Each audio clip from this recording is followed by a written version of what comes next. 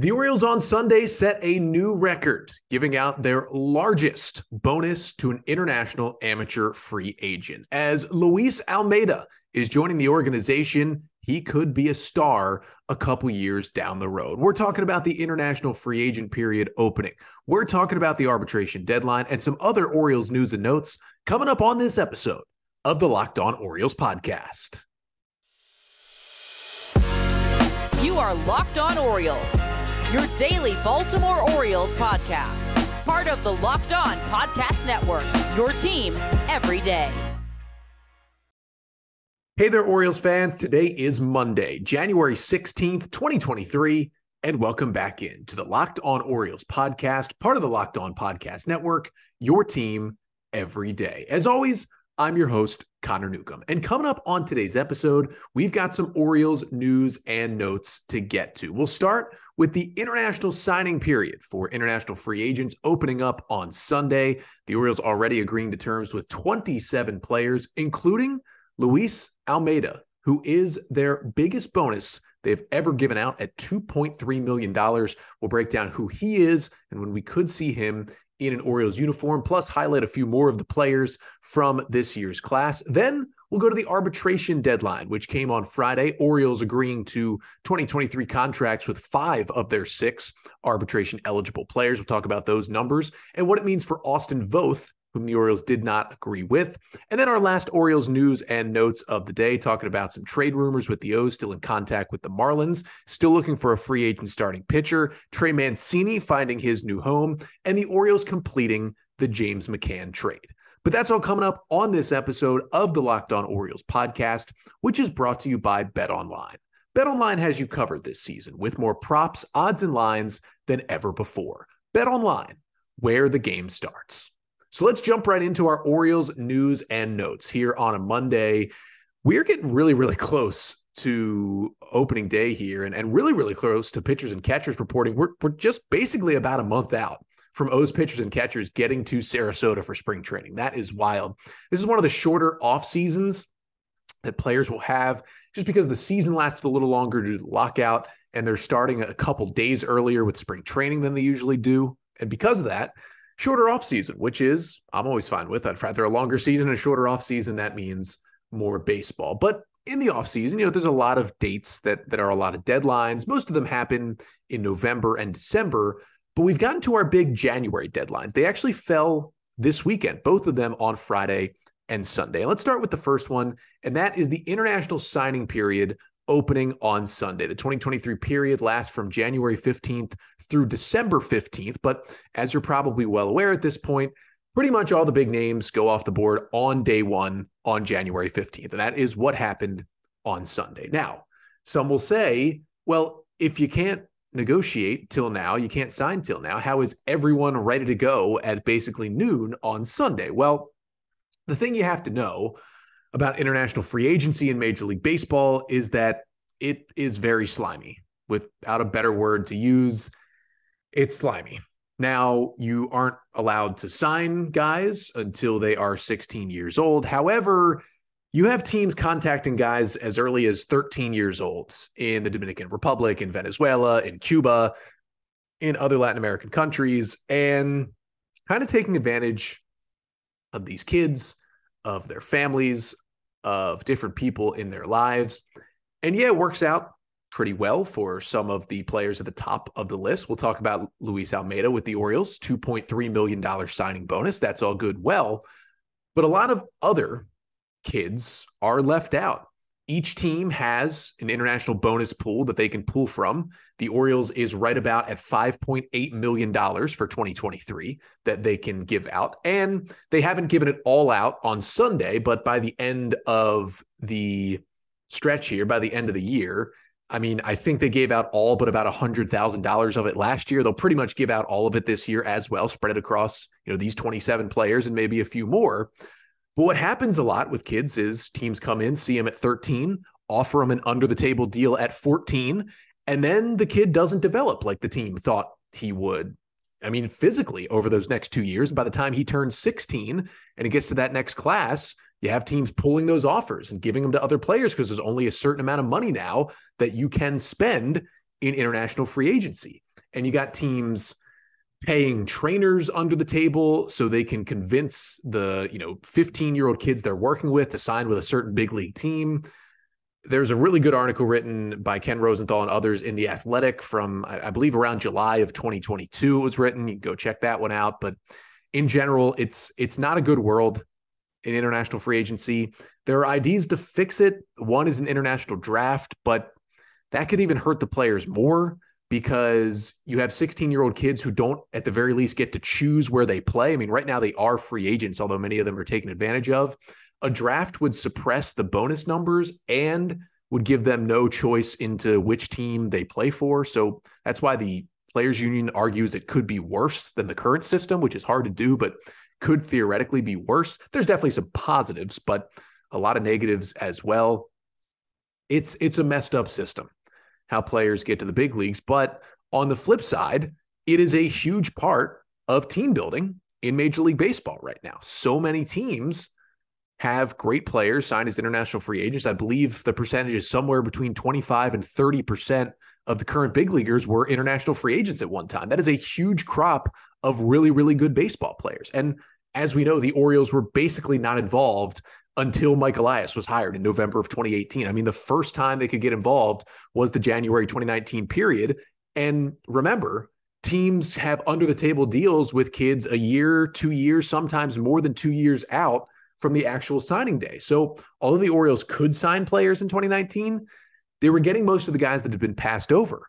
Even in 2020, they were getting most of the guys that had been passed over. It wasn't until the 2021 signing period that the Orioles could really go get guys that they initially sought after because of how this system works. And the Orioles are part of the problem. Every single Major League Baseball team that participates like this. But that's one of the reasons why you say, oh, why has it taken so long for the Orioles to get some of these international players here? Yeah, Elias came over in 2019, but they really couldn't participate in full until 2021. And, we're only 2 years past that. Well, knowing all that, they did sign a 27-player class this year, at least initially on day one. 14 of those players from the Dominican Republic, 11 from Venezuela, 1 from Colombia, and 1 from Cuba. It breaks down to 8 right-handed pitchers, 1 left-handed pitcher, 6 catchers, 8 infielders, and 4 outfielders are in this Orioles international class. And 13 of the 27 players agreed to bonuses over $100,000. Now, only 1 of the 27 players was given more than $1 million by the Orioles. Now, the way the bonus pool works, again, it's about $5.8 million. Any signing bonus that's $10,000 or below does not count towards that bonus pool, but anything above $10,000 does. But the Orioles, well, the number one guy they got, Luis Almeyda, who also goes by Aiden, his middle name, Aiden Almeyda, he is called by his family as well. A 16-year-old shortstop who the Orioles agreed with for a $2.3 million signing bonus. That is the largest the Orioles have ever given out in international amateur free agency in the history of the franchise. Only the 4th player that the Orioles have given more than $1 million to. Of course, last year they gave Braylon Tavera $1.7 million. And in 2021, they gave $1.3 million to Samuel Basayo and $1.2 million to Michael Hernandez. Again, 2021 being kind of the first year the Orioles could fully participate with Mike Elias at the helm. Now, who is Luis Almeyda? Well, again, a 16-year-old shortstop out of the Dominican Republic who MLB.com ranked number 20 in their top 50 international free agents this season, and Baseball America ranked him at number 17. So a consensus top 20 international prospect and one of the best players that the Orioles, maybe the best player the Orioles have ever gotten in international free agency. Now, he's a right-handed hitter. He'll be 17 in April. And about 6'2", obviously still growing. Many think he could end up at third, but as a shortstop right now, as a teenager, and been called a 5-tool player. The bat is the one that stands out, but he's a good defender. He can run well. This all coming from reports from others. Again, I'm not watching these guys play, just kind of relaying some of these reports. But the interesting story about Almeyda is he's actually more well-known than most of the guys in this international class across the board. And the reason is Well, he grew up in the U.S., actually grew up in Hawthorne, New Jersey, played high school baseball there. And when he was kind of an early teenager and, was getting into late middle school and early into high school, he was already getting Division I college baseball offers as an 8th and 9th grader. And people were already projecting him out to be a pretty highly rated prospect out of high school in what would have been the 2025 MLB draft. That's when he would have been available. And some thought he could maybe be a first-round pick out of high school in that draft. But Almeyda's parents are both from the Dominican Republic, and during high school, he decided to move back to the DR. He was classified then as an international free agent, which allowed him to participate in this situation instead of the draft. And the Orioles came to the agreement at $2.3 million. Obviously, I'm sure plenty of factors went into that decision. You could argue he probably got more money at $2.3 million with his signing bonus than he would have going in the draft, and he gets that money 2 years earlier than he would have if he was, again, a 2025 MLB draft pick. So probably worked out better for Almeyda and his family. He gets to enter pro ball earlier than he would have had he stayed in the States, and good for him and his family. And people are excited about this guy. Again, a top 20 prospect across the board. Now, you're not going to see him for a while. You're not going to see many of these guys for a while. I mean, you look at, the Orioles international classes. Really, 2022 was like the first minor league season that you saw those guys in full season ball. Now, the pandemic hurt that. So I would say at the earliest, you maybe see Almeyda in full season ball. I mean, maybe by 2025, but, he's still going to take a while because he's 16 years old. You're not going to see these guys for a while, but the classes are getting better and better for the Orioles. Now, a few more guys, at least to highlight from the class that came out on Sunday. Joshua Lorenzo is one of them, another 16-year-old shortstop out of the Dominican Republic. He got the second highest bonus in his Orioles class at $500,000, a guy who reportedly known for his bat and also has a professional baseball playing brother. His brother is a 19-year-old catcher in the Dodgers system who they signed out of the Dominican Republic a few years ago as well. And then there's the right-handed pitcher Kiefer Morfe, known to be the best pitcher of the 9 arms that the Orioles got in this class, a 16-year-old right-hander out of Venezuela who got $210,000 as his bonus. And the word on the street is got a sinking fastball that he's been up to 95 miles per hour already as a 16-year-old, pairs it with a slider and a changeup.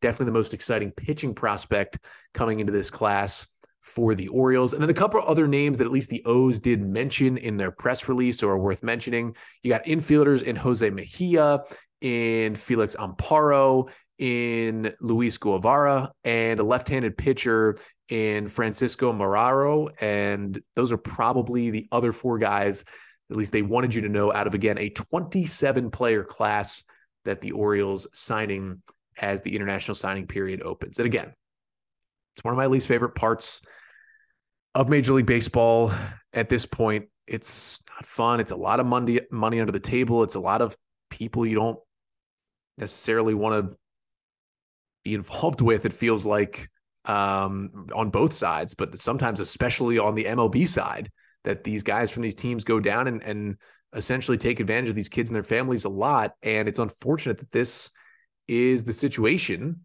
but it's almost a kind of baseball version of I hate society, yet I live in one. And the Orioles know that they are a culprit, just like the 29 other teams, but they didn't participate this until they hired Mike Elias. And to win in today's Major League Baseball, unfortunately, you have to participate in this system, and exactly like all the other teams do. At least, the Orioles are doing it, and at least they're now finally keeping up with the other top teams on the international market. I wish there was a better system, but this is what we have. And again, Luis Aiden Almeyda, the number 1 guy in this class for the Orioles. Look out for that name as we go a few years down the road. But going from, teenagers that the Orioles are bringing in to some big leaguers, as the arbitration deadline was on Friday for teams and players to file and come to an agreement to avoid arbitration on 2023 contracts. The Orioles had 6 arbitration eligible players that they had to agree with by Friday. They made agreements with 5 of the 6. We'll talk about those numbers coming up next, and who the one player was who did not come to terms and what that means for him and the O's moving forward.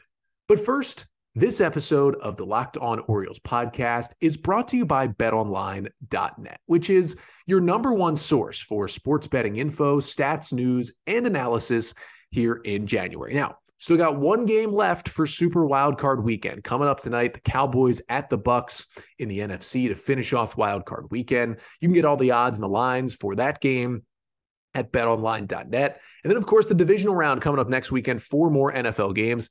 Got the divisional, got conference championship weekend, and the Super Bowl. All the odds, all the trends, all the lines at BetOnline. And then, of course, there's college basketball. There's the NHL. There is the NBA. It's all going on at betonline.net. And if you love sports podcasts, which I hope you do, if you're listening to this one, you can find those at BetOnline as well. They are always the fastest and easiest way to get your betting info. So head to the website today or use your mobile device to learn more at BetOnline, where the game starts. So the Orioles adding again 27 players, headlined by Luis Almeyda in their international class coming out on Sunday as the signing period started. But a couple days before that, over the weekend on Friday, was the arbitration deadline, the day in which teams and players had to agree to a contract figure for 2023 to avoid heading into arbitration. And the Orioles had 6 arbitration eligible players. Now, little background, little refresher on kind of what this is, what arbitration is, what it means for players, is for Major League Baseball players, most of the time, once you get to your 4th year in the major leagues, you become arbitration eligible, which means instead of making that rookie minimum, you will make at least a solid amount of money each year. And the amount of money you make is determined by the performance of the previous year. And that number increases every year until you get to free agency. Generally, players have 3 arbitration years, and then some guys will have a 4th arbitration year, depending on, when they came up, Super 2 deadlines, things like that. But most players have 3 years of arbitration before they go to free agency. So the Orioles had 6 players that fell into that category for the 2023 season, and they came to agreements with 5 of them. Now, as we talked about before on this podcast, MLB Trade Rumors early in the offseason does a great job of making predictions on what these arbitration numbers will be. And they were pretty much, almost fully spot on for the Orioles. So here's the 5 guys that the Orioles came to agreements with for the 2023 season. Cedric Mullins will make $4.1 million in arbitration in his first year in arbitration. He was projected at 4.4. That was the biggest miss by MLB Trade Rumors. Austin Hayes will get $3.2 million in arbitration. Again, his first year, he was projected at 3.1 for the season. Anthony Santander will make $7.4 million in arbitration, a projection of 7.5. He's got 1 more year of arbitration after this. Dillon Tate will make $1.5 million. That was the spot-on projection from MLB Trade Rumors. And Jorge Mateo will make $2 million in his first arbitration year. He was projected at $1.8 million, so Jorge gets a little bit more money. Now, this happens every single year. The Orioles make these agreements. They put out, a roster move graphic, a press release that they have agreed to 2023 contracts with these players. And a lot of the times I notice that people don't exactly understand what this means. None of these players were free agents. None of them were available to be signed by other teams. They are still under contract with the Orioles, and these are not 1-year contracts. This does not mean any of these guys are going to be free agents next offseason. In fact, none of them are free agents next offseason. Again, what this does is it's a way for players to not be on, rookie money for 7 years and to get rewarded for how they play the previous year. Now, a team looks at a guy's stats, the agent and the player look at their stats, and they try to come to an agreement generally of what they should be worth, how much money they should make the next year. So these 5 players, Mullins, Hayes, Santander, Tate, and Mateo, they and the Orioles came to agreements based on their 2022 performance, how much they should be paid in 2023. That's how the arbitration system works. They'll each make that number. And then next offseason, all 5 of those players will be in arbitration again, and they will go through the same process. They will all make more money than they made in 2023 for the 2024 season, but they'll all go through the same process. So they weren't re-signed to 1-year deals. They weren't available to other teams. They're not free agents after 2023. This is just how it works in Major League Baseball. Now, there was one player who did not come to an agreement. And if you made me guess which of the 6 who were eligible would maybe have to go to arbitration and wouldn't agree, it would be Austin Voth. He was the one player who did not come to an agreement. Now, Austin Voth has filed for $2 million for his salary of next year. The Orioles filed for $1.7 million.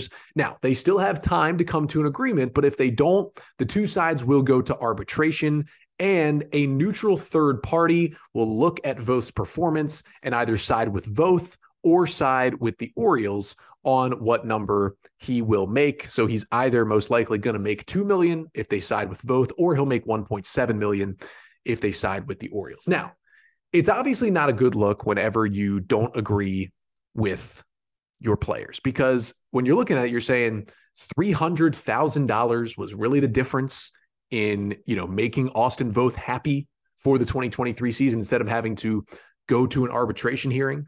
And these arbitration hearings sometimes aren't pretty. I mean, basically, the front office sends someone to this hearing to basically almost act like a prosecutor against Austin Voth and look at his stats and basically break him down and tell an arbitrator why he's not worth $2 million. And instead, he should be paid $1.7 million for the 2023 season. It's someone from Voth's own front office arguing against his performance.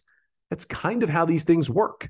It's kind of unfortunate, and it's kind of weird, and it's kind of sleazy how it works.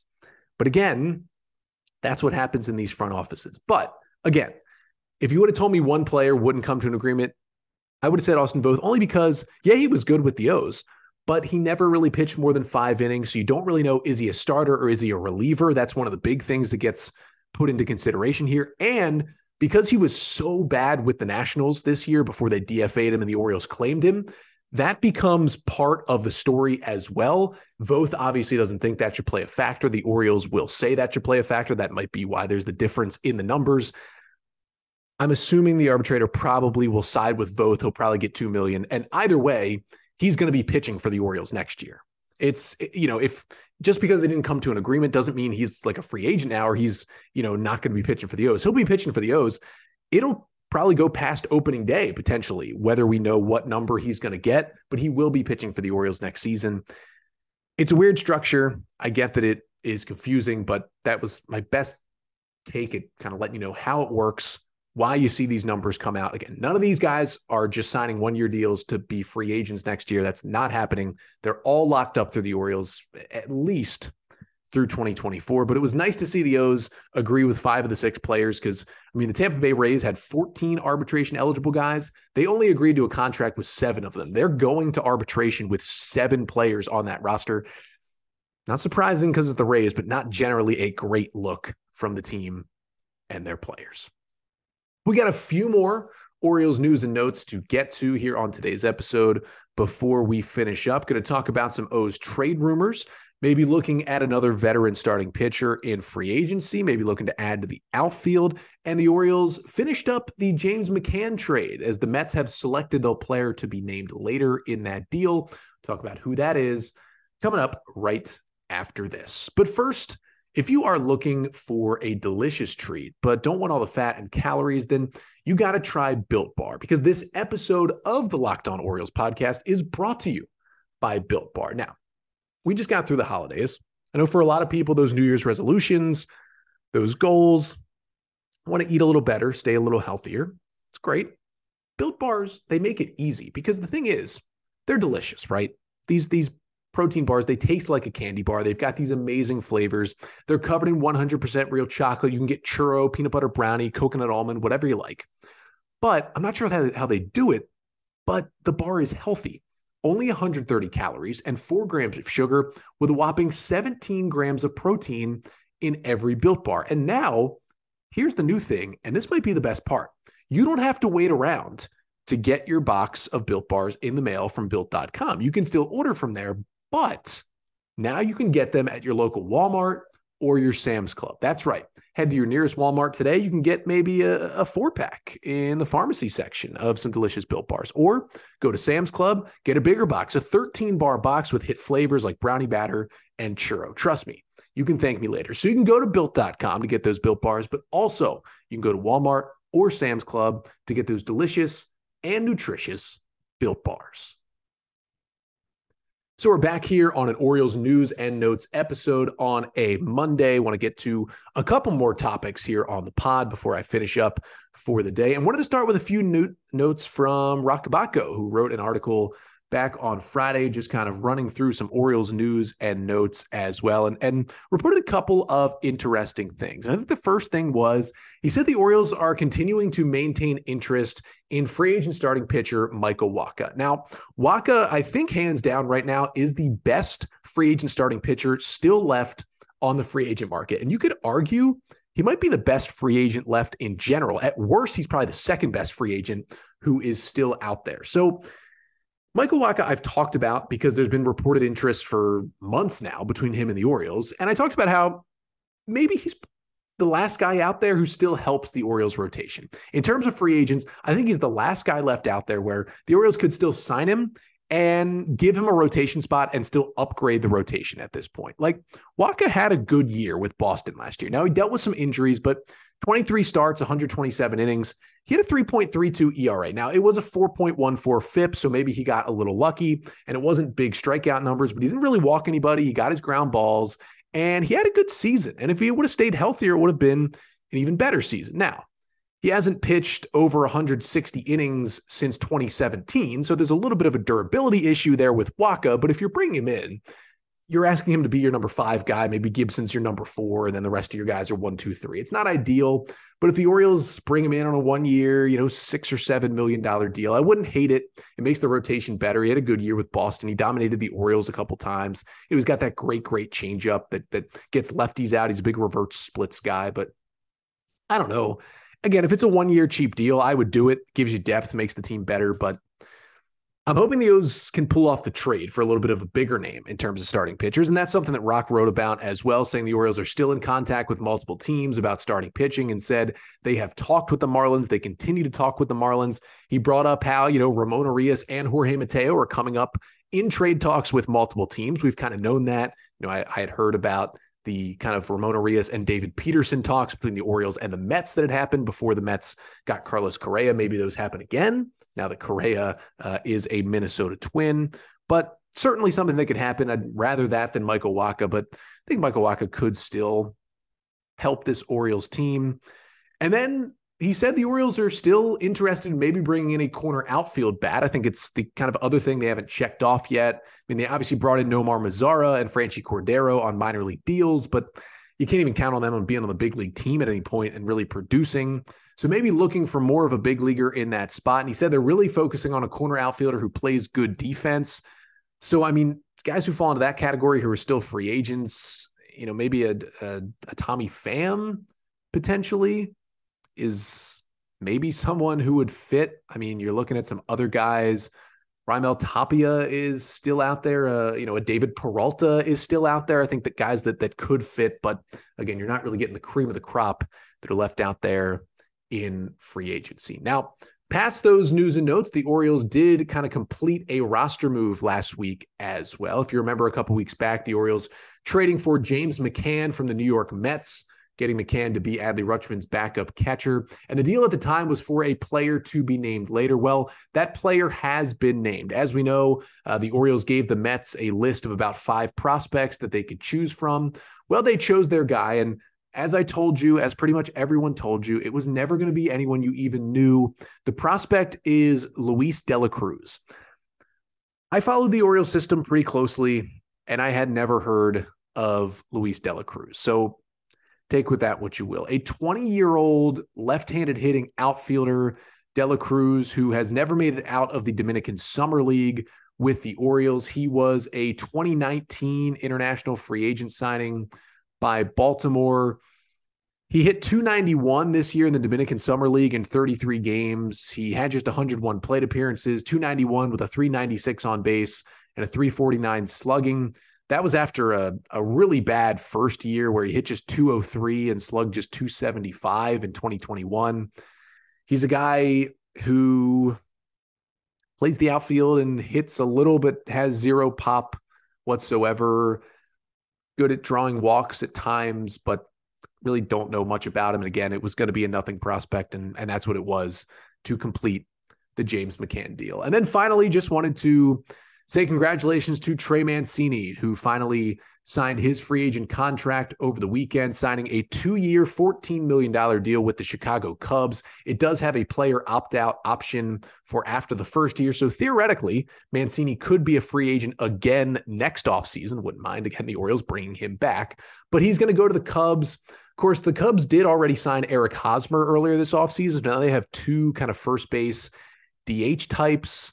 They also have a prospect in Matt Mervis, who was in AAA and plays first base and seems to be big league ready. So there could be a logjam there, but it seems like him and Hosmer will split time between first base and DH. Trey will probably play a little corner outfield, but generally first base and DH. And he's going to get a lot of at-bats with Chicago. They're not a great team right now. And all the best to Trey. I hope he does well. The Orioles go to Wrigley Field to play the Cubs for a weekend series, June 16th through 18th.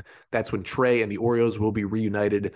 Again, I will be happily watching that series, cheering for the O's, but obviously cheering for Trey to do well all season. Sad that he's not an Oriole, but happy he got a multi-year deal and is making some money in free agency this offseason. And hopefully Trey can have a good year in Chicago, build up that value, opt out, and get a bigger deal next offseason. But that'll do it for today's episode. Thank you so much for tuning in for some O's news and notes. Again, as we have further updates on Austin Voth and further updates on the international signing period, we will talk about them as the podcast moves on. But we'll be back on Wednesday this week with a little mailbag episode answering your Orioles questions. So if you want to get a mailbag question in to be answered on the pod, you can email us at lockedonorioles@gmail.com. You could tweet at the pod at Locked On Orioles or DM at Locked On Orioles on Twitter. The DMs are open. Leave a comment on the YouTube page. Make sure to like, comment, and subscribe to the Locked On Orioles YouTube page and leave a comment on today's episode. And we'll get to that question on Wednesday. Or if you listen on Apple Podcasts, make sure to leave a 5-star rating and a review on the Apple Podcast app. And in that review, write your mailbag question and it will be answered on Wednesday's show. But until then, I'm Connor Newcomb, and this has been the Locked On Orioles podcast, part of the Locked On Podcast Network. Your team every day.